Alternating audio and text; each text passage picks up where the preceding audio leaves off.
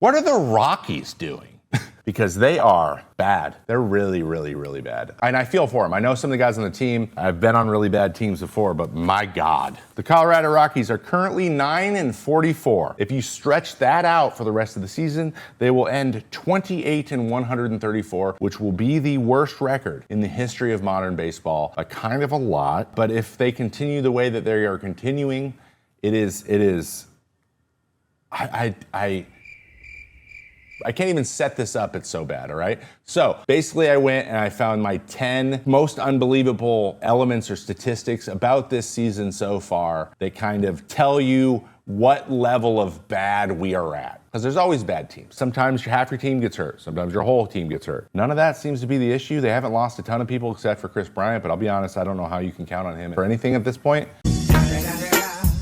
Number one.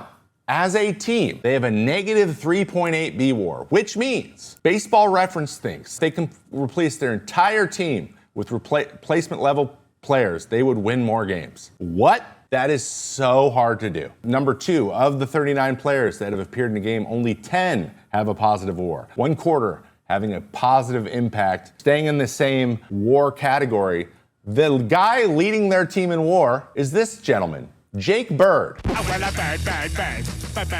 He is a 1.4 WAR, but he is a middle reliever. I said, hold up, wait a minute. You know how hard it is to have a middle reliever be your highest WAR player? Let me put this in perspective for you. The highest WAR pretty much any middle reliever will have all year will be like a 2.5. Every team's third outfielder on a solid team has more than a 2.5 WAR. That's like a utility outfielder's good year. Yikes. That's a yikes. Fact number 4.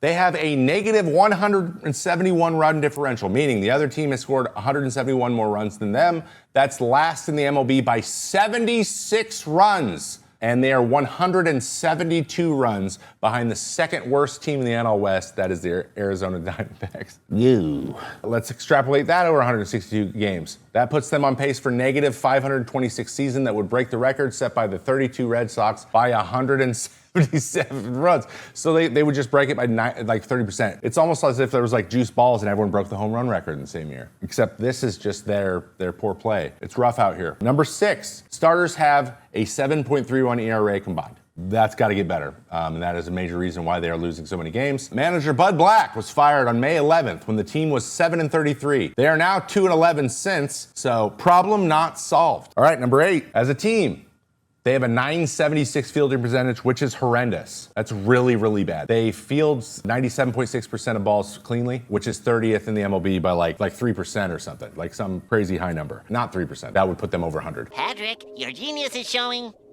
Where? 0.3%, but still pretty bad. Last 2 doozies, they have been shut out 8 times this season in 15.1% of games. 1 of every 6 games, they don't score any runs. And they have been swept 8 times out of 17 series and have yet to win any of them. So I guess the question I have to pose, because this happens every year, no matter how bad a team is, they're gonna sweep someone.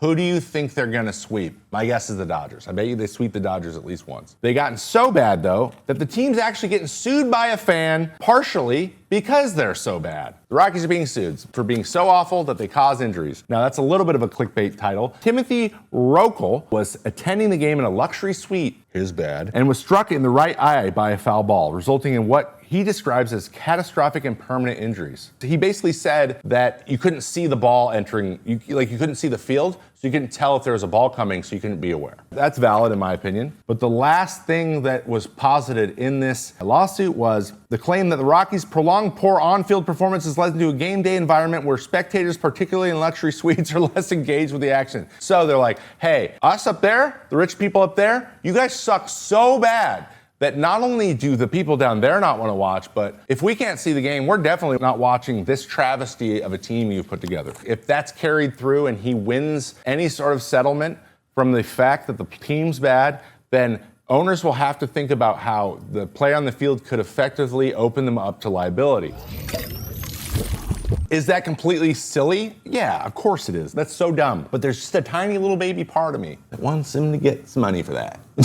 Just to see what happens. So imagine being so bad that you're getting sued. Couldn't be me. There's also another element to why the Rockies are so bad. So let's talk a little bit about how they can get better, what has caused them to get to this point, and what we need to see moving forward. And just like the Pittsburgh Pirates, it all starts this man, Dick Monfort, Richard Monfort, and his brother Charles, because they're always named Richard and Charles, aren't they? He has basically been an owner of this team, partial owner since the team's inception in 1997, and they took over operating ownership in 2005. I mean, I don't know Dick personally. I bet you he's actually a really nice guy because he is very loyal. They focus on loyalty a lot in that place. They basically have a reputation of being like a mom and pop shop, meaning like once you go, you're a Rocky for life and they'll take care of you. That's something that just you don't see very much in baseball anymore, so I'm not super sad about it, but part of that mom and pop shop kind of aura is they shirk analytics and like advanced player development. They just kind of just like go off of gut. We've all seen Moneyball. That was 2001. That was before he even bought the team. Not a good idea, Billy. Not only are they behind in this revolution, they haven't engaged with it at all, from what I've heard. But I have heard it from too many people to ignore it at this point. Mr. Monfort had 3 of the first 6 seasons where he was the principal owner, be winning seasons, and then only 2 in the next 14. We are in one of those situations where we have an owner who, once he took over, he had some success. By the way, one of those years was 2007 when they went to the World Series. So that was the 3rd year he owned outright, and he's been riding that wave ever since. We see this also with Art Moreno. The same thing has happened with Dick. And the same thing kind of has happened with Hal Steinbrenner and Jerry Reinsdorf. So a lot of these guys, they get success right away, and then they just try to do that stuff over and over again. And then 20 years goes by, and here we are, and your team's 9-44. He has only had 3 different GMs in those 20 years. They just don't win. I don't know what to tell you. They just don't win.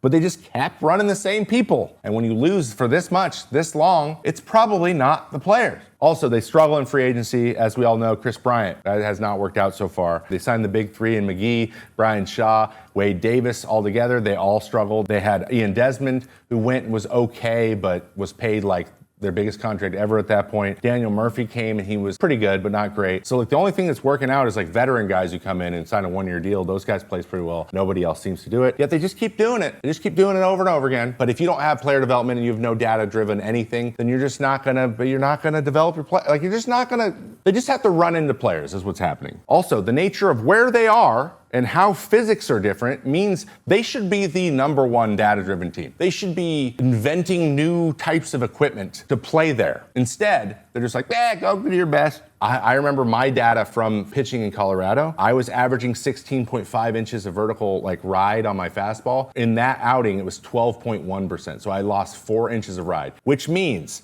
the air that you get underneath your ball to keep it in the air isn't there. So the ball, gravity takes the ball more. The sweeper also same thing. The only pitch that stays kind of the same is a old school gyro slider. It's hard to pitch there, no matter what stuff you have, it's hard to pitch there. But the Rockies have a problem outside of not understanding this stuff. They don't really act on this at all either. There's no analytics people in this thing. They do the bare minimum. Anything else you want additionally, you have to go get yourself, which is not how it should be. So they're not data driven. He's an inherited owner who does not make fast decisions. He doesn't like to change because things have been good for him so far. That's all he's known is things being good. I'm not mad about these guys about this, but I don't think they would admit that if you asked them, which would be an issue. And they are loyal, but there's such thing as being too loyal. Once again, only 3 GMs in 20 years. They should be having way higher turnover if they're trying. A manager should not be able to stick around for 9 years and have a .440 winning percentage. That shouldn't be possible. If you are a Rockies fan, unfortunately, you're gonna have to wait for someone who has not been a Rocky in the Rockies organization